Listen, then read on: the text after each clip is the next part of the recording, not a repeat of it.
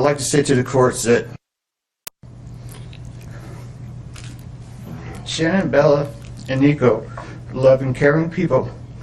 They love life. They love being around people who love them. They always had good times.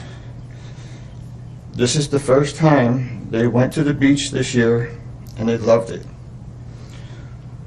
But God only knows what happened that night. Life will never be the same without Shanann, Bella, and Celeste and Nico. Had all their lives to live. They were taken by a heartless one. This is the heartless one, the evil monster, who dare you take the lives of my daughter Shanann, Bella, Celeste, and Nico. I trusted you to take care of them, not kill them. And they also trusted you. The heartless monster, and then you take them out like trash. You disgust me. They were loving and caring people. You may have taken their bodies from me, but you will never take the love they had for me. They loved us more than you will ever know, because you don't know what love is. Because if you did, you would not have killed them. You monster, thought you would get away with this. I don't know how. The cameras do not lie. You carry them out like trash of the house. Yes, I seen the videotape. You buried my daughter Shanann and Nico in a shallow grave, and then you put Bella and Celeste in huge containers of crude oil. You heartless monster. You have to live with this vision every day of your life, and I hope you see that every time you close your eyes at night. Oh, I forgot. You have no heart or feelings or love. Let me tell you something. I will think of them every day of my life, and I love them every day of my life. Prison is too good for you. This is hard to say, but may God have mercy on your soul. I hope you enjoy your new life. It's nothing like the one you had out here. May the courts have no mercy on you. It's hard every day. It hurts in so many ways. I have heard people say that you're not a monster. No, you are not. You're an evil monster. Thank you. Love you, Shanann, Bella, and Nico. Love you, Pop Up and Dad. And one other thing. And Shanann says she is super excited for justice today. Thank you, Your Honor. Thank you, sir. If you believe every victim deserves to be remembered and every truth deserves to be told, subscribe to The Crime Narrator. These stories live on because you're here to hear them. 7 years have passed, but time hasn't softened the edges of this story. It has only buried certain truths deeper, beneath headlines, court documents, and opinions repeated so often they began to feel permanent. For Shanann and Watts' parents, those 7 years have not been a period of healing so much as endurance. Endurance through silence. Endurance through public judgment. Endurance through the strange cruelty of watching their daughter's life become a case file, her name a headline, her story told by everyone except those who loved her first. In the days after Shanann and her daughters were murdered, the world demanded answers. And when answers came quickly, when Chris Watts confessed, the narrative seemed complete. A monster revealed, family destroyed, justice, at least in the legal sense, was served. What followed was an endless replay of the same footage, the same interrogation clips, the same speculation. And through it all, Shanann's parents remained mostly quiet. When they did speak, their words were careful, almost restrained. Some mistook that restraint for denial, others for weakness. But silence is often misread by people who have never had to survive this kind of loss. What few understood was that Shanann's parents were not staying silent to protect Chris Watts. They were staying silent to protect themselves, to protect what little remained of their family. To wake up each morning without reopening wounds the world seemed eager to keep fresh. Grief doesn't always scream. Sometimes it goes quiet and hides. Before the tragedy, Chris Watts was not a headline. He was simply Shanann's husband, The man who stood in family photos, who sat at the dinner table, who hugged them hello and goodbye. Shanann's parents remember him as polite, reserved, almost forgettable in the way some people blend into the background. He wasn't openly cruel. He wasn't obviously dangerous. And that's what haunts them now, because evil, they learned too late, doesn't always announce itself. There were moments, small ones, that didn't sit right. A lack of emotion here, a strange detachment there.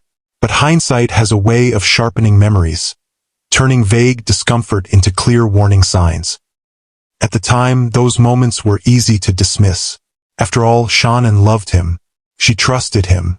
And parents often choose to trust the choices their children make, even when something feels slightly off. After the murders, that trust became a weapon turned inward.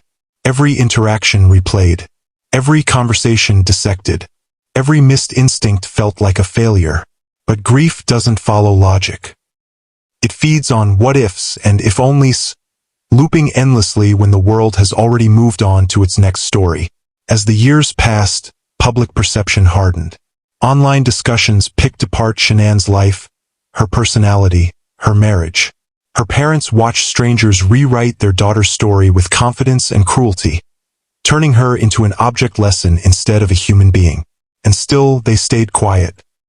Not because they agreed, but because fighting the internet felt like screaming into a storm. If you're someone who values hearing these stories told slowly, carefully, without rushing to judgment, this is a good moment to pause and show support. Liking this video or subscribing helps keep these conversations grounded in humanity rather than noise. Stories like this don't need spectacle. They need patience. Behind closed doors, something was changing. Time didn't erase pain, but it did bring clarity. Shanann's parents began to understand that silence had allowed others to fill in the gaps. The truth, at least their truth, had been overshadowed by speculation. And while nothing they said could change what happened, it could change how Shanann was remembered. The decision to speak now, 7 years later, did not come easily. It wasn't driven by anger or revenge. It came from exhaustion. From the realization that protecting themselves no longer meant staying quiet.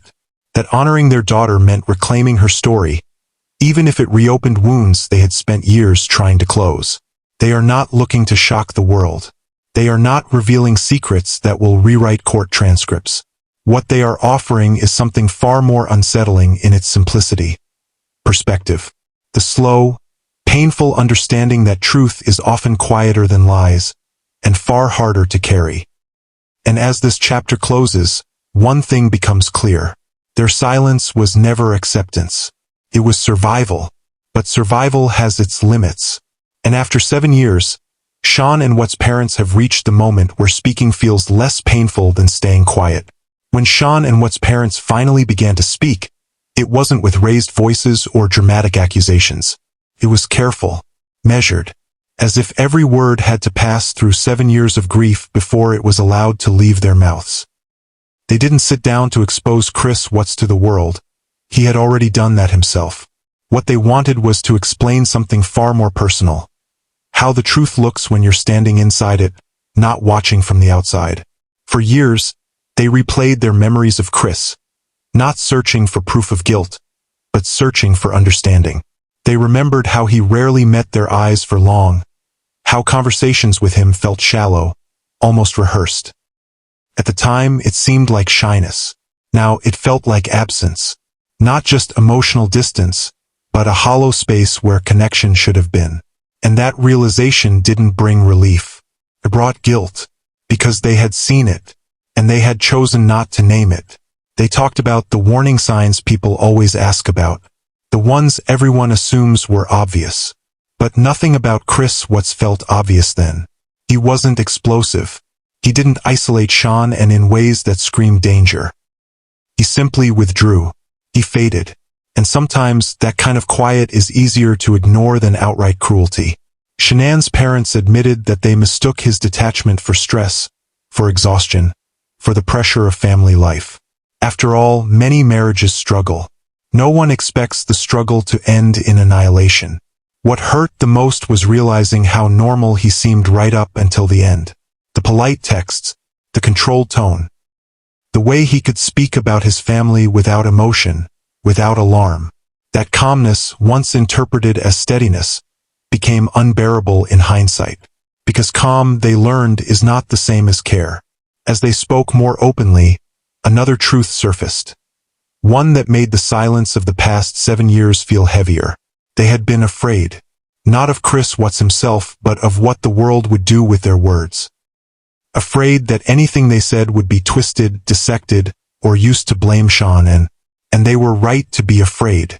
Because even in grief, they watched narratives shift, blame creep, and empathy disappear. There were moments after the murders when they questioned themselves more than they questioned Chris. Did they push Shanann too hard? Did they miss her unhappiness? Did they fail her as parents? Grief turned inward as it often does. And in that inward spiral, Chris became almost secondary. Not forgiven, not forgotten, just overshadowed by the unbearable weight of loss. At this point in the story, it's worth acknowledging how rare it is for voices like theirs to be heard without interruption. If you believe stories like this deserve space to breathe, sharing this video helps ensure these perspectives aren't drowned out by speculation and noise. One of the most difficult truths they shared was that Chris Watts didn't become a monster overnight. He didn't snap in a moment of rage that could be easily explained. Instead, he seemed to drift away from his own life, disengaging piece by piece until the unthinkable felt, to him, like an escape. That realization terrified them, not because it excused his actions, but because it made them harder to understand. Evil with a face, violence without chaos. They also spoke about forgiveness, a word often forced onto grieving families by outsiders desperate for closure. Forgiveness, they said, is not something you perform for an audience. It's not a statement, and it's certainly not a requirement. What they felt was something quieter than forgiveness and heavier than hatred. Acceptance, not of what he did, but of the fact that no explanation would ever feel sufficient. As their truth unfolded, it became clear that what they were offering wasn't a dramatic revelation. There was no secret meeting, no hidden confession, no moment that would change how history records the case. Instead, there was clarity. A painful, grounded understanding that Chris Watts had been emotionally absent long before he was physically violent. And that absence, overlooked and misunderstood, became the most haunting warning sign of all. This chapter ends not with answers, but with a realization. The truth they carried wasn't explosive. It was devastating in its quietness. And sometimes, the hardest truths are the ones that don't give you anyone new to blame. After the words were finally spoken, after 7 years of holding everything in, there was no rush of relief. Shanann Watts' parents didn't feel lighter. They felt exposed. Truth, once released, doesn't settle gently. It shifts the ground beneath you. Nothing about the past changed. Chris Watts remains where he belongs. Shanann and her daughters are still gone. But something intangible had moved. Silence was no longer the heaviest thing they carried. They spoke about what it meant to wait this long. About how time creates distance, but never closure. The world assumes that 7 years should dull the pain, that grief has an expiration date. For them, it didn't. It only evolved. The sharpness became an ache, and the ache became a constant presence. Speaking now wasn't about reopening wounds. It was acknowledging that the wounds never closed in the first place. One of the hardest realities they faced was accepting that their truth would never satisfy everyone. Some listeners wanted a villain beyond Chris Watts. Others wanted blame to redistribute itself neatly. But grief doesn't work that way. Real life doesn't offer symmetry. Shanann's parents understood that no matter what they said, there would be those who twisted it, minimized it, or ignored it altogether. And for the first time, they chose to speak anyway. They reflected on how the case transformed their daughter into a symbol instead of a person. Shanann became a character in debates, a subject of endless analysis. Her smile paused on thumbnails. Her texts dissected for meaning. Her marriage reduced to theories. What the world often forgot was that she was a daughter before she was a headline. A woman who laughed loudly, who loved deeply, who trusted someone who betrayed that trust in the most unforgivable way. By telling their truth, They weren't trying to reclaim the narrative from the internet. They were reclaiming it for themselves, for quiet moments, for family conversations that no longer had to avoid certain subjects, for a future where Shanann's name could be spoken without fear of what would follow. If you've stayed with this story until now, it means you understand that true crime isn't just about what happened. It's about who is left behind. Supporting storytelling that centers humanity over spectacle, whether by liking or subscribing, helps keep these voices from fading back into silence. They also addressed something rarely discussed: the cost of public empathy. In the early days, sympathy poured in. Messages, interviews, attention. Then slowly it disappeared.